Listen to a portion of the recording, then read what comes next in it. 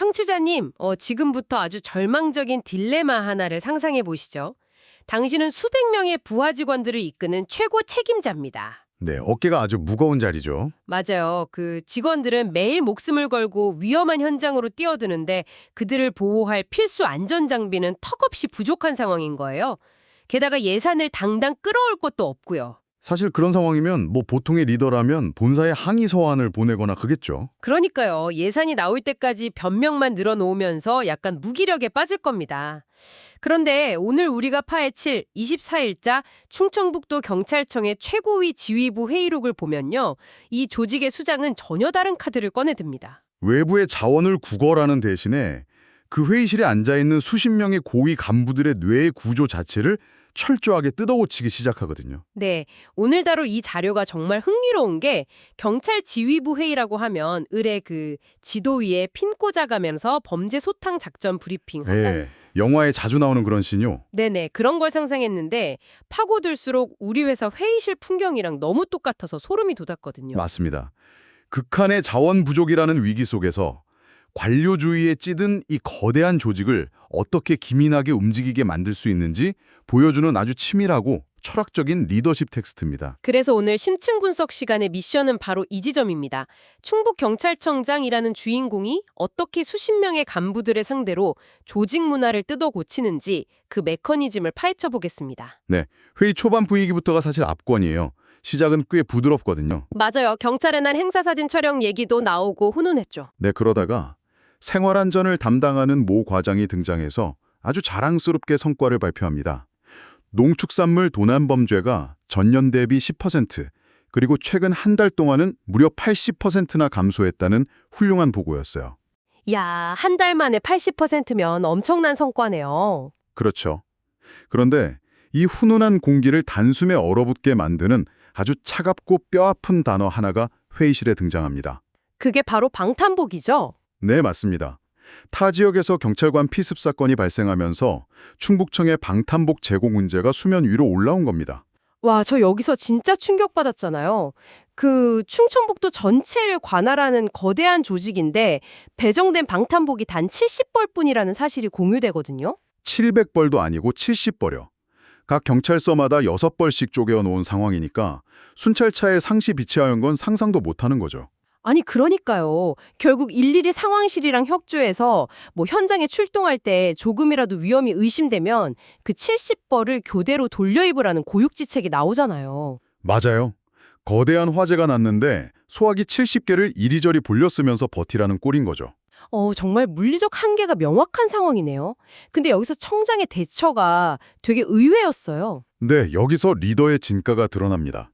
청장은 방탄복 예산을 어떻게든 더 끌어오겠다, 이런 식의 공허한 약속을 하지 않아요.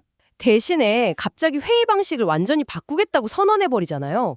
솔직히 처음엔 아니 장비가 없어서 목숨이 왔다 갔다 하는데 회의 방식 바꾸는 게 대체 무슨 소용인가 싶었거든요. 뜬금없어 보일 수 있죠. 그런데 심리학에서 말하는 통제 소재라는 개념을 대입해보면 이게 아주 정확한 타격입니다. 아, 통제 소재요. 그러니까 리더가 당장 통제할 수 없는 외부 예산 문제에 매달려서 무력해지는 대신에 네, 당장 지휘부가 100% 통제할 수 있는 내부의 자원, 즉 시간과 간부들의 인지적 에너지를 극대화하겠다는 전략인 겁니다. 아하, 위기가 닥치면 관료 조직들이 보통 쓸데없는 대책회의만 끝없이 열면서 사람들을 지치게 만들잖아요. 그걸 간파한 거군요. 정확합니다. 청장은 주 수회씩 하던 대면 회의를 주 1회로 대폭 축소해버려요. 자주 모여봤자 불필요한 스트레스만 준다는 걸 꼬집은 거죠. 게다가 회의의 주제 자체를 뒤집어버린 게 정말 통쾌했어요. 보통 실무자들이 밤새 써준 보고서를 간부들이 앵무새처럼 줄줄 읽잖아요. 우리 부서가 이번 주에 이런 실적을 냈습니다 하고요. 영혼 없는 나열식 보고죠. 네, 근데 청장이 딱 못을 박습니다. 과장으로서 나든 개인으로서 나든 5대 혁신 과제를 위해 내가 한 일을 이야기해라. 밑에 직원들 뒤에 숨지 말라는 아주 강력한 경고입니다. 간부들을 수동적인 정보 전달자에서 적극적인 경영자로 강제 전환시키는 과정인 거예요. 아, 조직의 뇌 역할을 해야 할 관리자들이 관성에 빠져 있으니까 아예 사고의 스위치를 억지로 켜버린 거네요. 방탄복 70벌이라는 절망적인 조건 속에서 살아남으려면 리더들의 문제 해결 능력이 극도로 예리해져야만 한다는 걸 꿰뚫어 본 겁니다. 근데 청취자님, 위에서 이렇게 강력하게 압박을 하면요. 당연히 기득권을 쥐고 있던 관리자들 사이에서 불만이 터져나오게 마련이잖아요. 그렇죠. 그래서 이어지는 Q&A 시간이 아주 팽팽한 긴장감이 흐릅니다. 일선 부서의 모 과장이 수년째 골마있는 질문을 던지죠. 이나 포상 대분까지 다 꼬여버렸다는 거. 진짜 대한민국 어느 기업에나 있는 현장과 본사 간의 갈등이잖아요. 완벽히 일치하죠. 이런 질문이 나오면 보통은 인사과의 지시에서 가산점을 주겠다, 이런 식의 미봉책을 내놓거든요. 그런데 청장은 제도를 논하는 대신에 갑자기 되게 철학적인 질문을 던져요. 물은 위에서 아래로 흐른다? 물고기는 먹이를 따라간다? 그럼 사람은 무엇을 따라 움직여야 하는가? 부서 이기주의나 인력난을 단순한 행정 불만으로 치부하지 않고 인간의 근본적인 동기부여 메커니즘으로 연결해버린 통찰입니다. 와, 근데 잠깐만요. 청장님 말씀은 결국 편의를 못 주면 이념이라도 줘서 사람을 끌어모으라는 건데 네, 그렇죠. 솔직히 요즘 시대에 월급은 그대로지만 우리의 숭고한 이념을 위해 일하자 이러면 누가 움직일까요? 좀 너무 순진한 그 열정페이 접근 아닐까요? 표면적으로만 보면 꼰대 같은 정신교육으로 오해하기 딱 좋습니다. 하지만 청장의 논리는 훨씬 구조적이에요. 여기서 청장이 직접 언급한 고정 변수와 가변 변수의 분리에 주목해야 합니다. 아, 고정 변수와 가변 변수요? 네. 무능한 관리자들은 전체 예산이나 국가 인사 시스템 같은 본인이 당장 손댈 수 없는 고정 변수만 붙들고 핑계를 댑니다. 수당이 없어서 사람이 안 옵니다. 제도가 문제입니다. 하면서요. 리더로서 자기가 해야 할 역할은 쑥 빼놓고 시스템 뒤에 숨는 거군요. 바로 그겁니다. 청장이 요구하는 가변 변수라는 건 수당은 못 주더라도 부서 내 분위기를 유연하게 만들거나 타 지역 데이터를 수집해서 우리 부서가 왜 특별한 포상을 받아야 하는지 지휘부를 설득하는 논리를 개발하라는 거죠. 아, 제도 핑계대지 말고 내 부서를 매력적인 곳으로 세일즈하라는 거네요. 와, 이 맥락이 연결되니까 청장이 이어서 던진 폭탄 선언이 왜 그렇게 무서운 경고였는지 확 이해가 가요. 매년도 인사를 부서장에게 100% 위임하겠다는 선언 말이죠. 네, 그러면서 내 밑에 근무하겠다는 계장이 하나도 없으면 부서장 혼자 근무해야 된다. 이렇게 못을 박잖아요? 이거 그냥 인사권 주는 게 아니라 철저한 시장 논리를 이식한 거 아니에요? 맞습니다. 부서장을 스타트업 최고 경영자로 부하 직원을 투자자나 고객으로 만들어버린 완벽한 충격요법이죠. 아무도 지원 안 해서 넓은 사무실에서 과장님 혼자 엑셀 작업하고 있을 거 생각하니까 진짜 등골이 서늘하네요.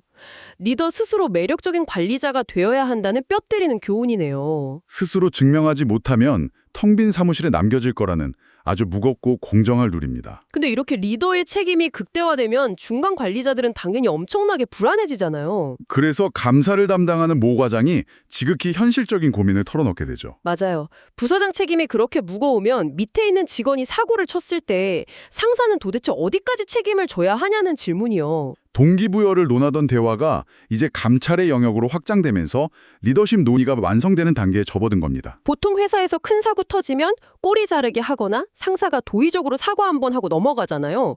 근데 청장은 여기서 모호한 지휘 책임이라는 말을 버리고 행위 책임을 묻겠다고 선언합니다. 철저하게 인과관계를 따지겠다는 거죠. 여기서 아주 직관적인 팔의 비유가 등장합니다. 아, 부서장이 몸통이고 부하 직원은 그 팔이라는 비유요. 네. 내 팔이 내 통제를 벗어나서 남을 때렸다고 이건 팔 잘못이지 몸통인 나와는 무관하다고 면피할 수 없다는 논리입니다. 와, 이거 들으면서 뜨끔할 관리자분들 정말 많겠는데요. 만약 모 계장이 치명적인 실수를 했다면 그게 개인의 일탈인지 상사가 방치한 탓인지 따져보겠다는 거잖아요. 맞습니다. 사고의 기저에 상사가 바르게 가르치지 않은 연관성이 발견된다면 상급자가 70%의 책임을 지고 실무자는 오히려 30%의 책임만 질 수도 있다는 거죠. 이게 바로 70대 30의 법칙이군요. 카타르시스가 막 느껴지는데요. 보통은 매뉴얼 숙지 미흡이라면서 제일 말단 실무자가 독박을 쓰잖아요. 하지만 청장의 접근은 다릅니다. 실무자가 잘못된 판단을 내리도록 방치한 조직 환경, 매뉴얼을 제대로 교육하지 않고 결제 사인만 한 상급자의 태만을 진짜 원인으로 지목한 거예요. 그래서 감찰부서 역할을 처벌에서 프로파일링으로 바꾸라는 혁신적인 지시가 나온 거네요. 네. 펜대만 들고 다니면서 사인만 받았는지 확인하지 마라. 이 호통은 형식적인 서류 작업으로 책임 회피하려는 얄팍한 수를 더 이상 용납하지 않겠다는 뜻입니다. 부하 직원의 성장에 투자하지 않고 권위만 누리는 리더는 존재 가치가 없다는 선언이네요. 근데 청취자님, 여기서 청장이 진짜 대단한 게 뭔지 아세요? 본인 스스로를 그 잣대의 예외로 두지 않았다는 점이죠. 맞아요. 과장들이 잘못해서 책임질 일이 생기면 나부터 조사해라. 청장인 내가 당신들을 어떻게 이끌었는지 그 노력에 따라 나에게도 똑같이 행위 책임을 물어라. 이러면서 스스로를 먼저 도마 위에 올려버리잖아요. 관료주의의 단단한 벽을 무수는 가장 결정적인 일격입니다. 치외법권에 숨지 않고 그 무거운 행위 책임의 먹이사슬 꼭대기에 자기 자신을 묶어버린 거죠. 와, 그러니까 후반부에 내 방식이 싫으면 하지 마라.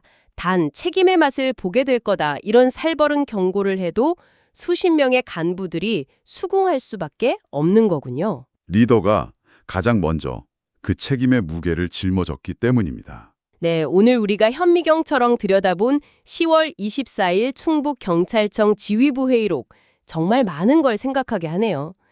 방탄복 70벌이라는 눈물겨운 현실에서 출발했지만 이 조직은 예산을 핑계로 무기력에 빠지지 않았습니다. 통제할 수 없는 제도를 탓하는 변명을 끊어내고 수동적인 보고를 적극적인 경영 마인드로 전환시켰죠. 그리고 70대 30의 행위 책임이라는 날카로운 철학으로 리더십의 무게를 완전히 재정의했습니다. 결국 위기를 돌파하는 건 막대한 예산이 아니라 리더가 끊임없이 던지는 본질적인 질문과 그 책임을 기꺼이 짊어지려는 태도에 있다는 걸 보여주는 훌륭한 사례입니다. 청취자님, 오늘 출근해서 겪으신 회사 생활을 한번 머릿속에 떠올려 보세요.